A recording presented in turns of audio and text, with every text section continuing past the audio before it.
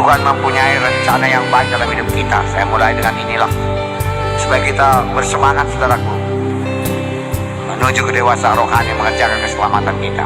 Tuhan mempunyai rencana yang baik, indah, mulia dalam hidup kita, saudaraku.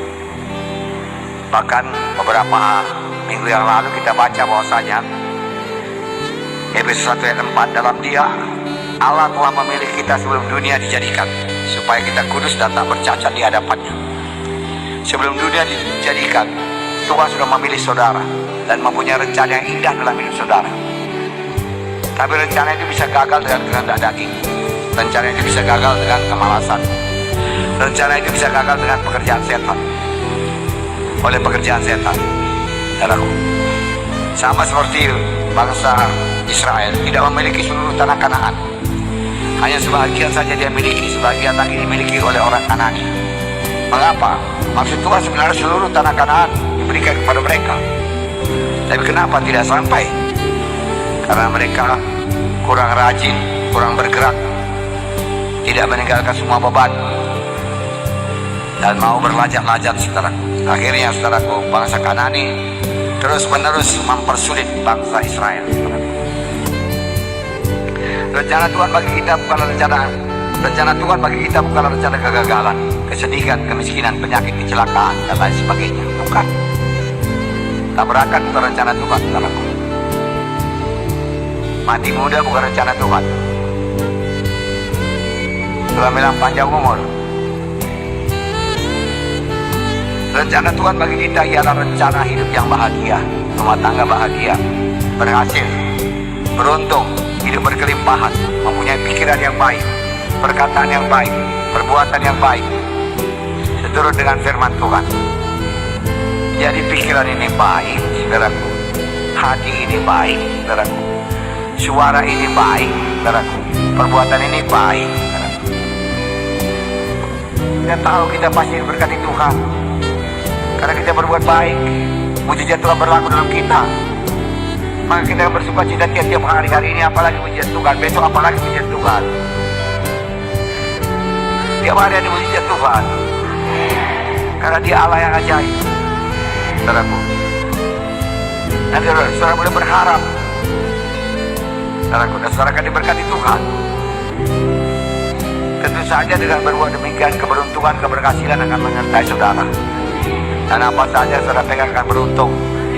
Sama sebagaimana firman Tuhan yang berkata minggu yang lalu, Musa, kuatkan hatimu, jangan menyimpang ke kanan, jangan menyimpang ke kiri, tetaplah engkau pada firman Tuhan, tetaplah tunduk pada perintahku, maka engkau akan berhasil dan beruntung kemanapun engkau pergi. Tidak pernah Musa kalah, tidak pernah Joshua kalah, tidak pernah. Kuatkan hatiku, teguhkan hatimu. Sudah ada kekuatan, sudah ada keteguhan, saudaraku. Tapi bangkitkan keluar, saudaraku.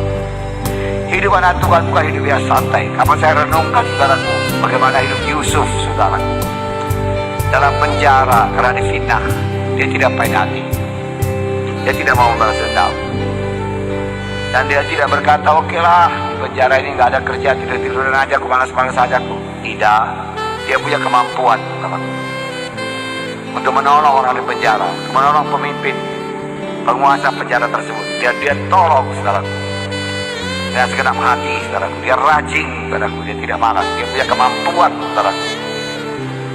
Dia tidak bisa disingkirkan, saudaraku. Saudara, dan penjaga penjara menyuruh Yusuf, saudaraku, mengatur semuanya. Jadi dia punya kemampuan. Siapkan diri saudara punya kemampuan.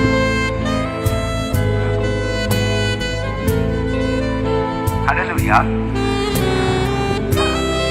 Yesus akan datang. Tidak lama lagi. Dan seluruh suku, bangsa dan bahasa harus mendengarkan firman Tuhan. Bagian kita paling tidak Indonesia inilah. Bagaimana saudara kalau dikirim? Dan nyangkut, saudaraku.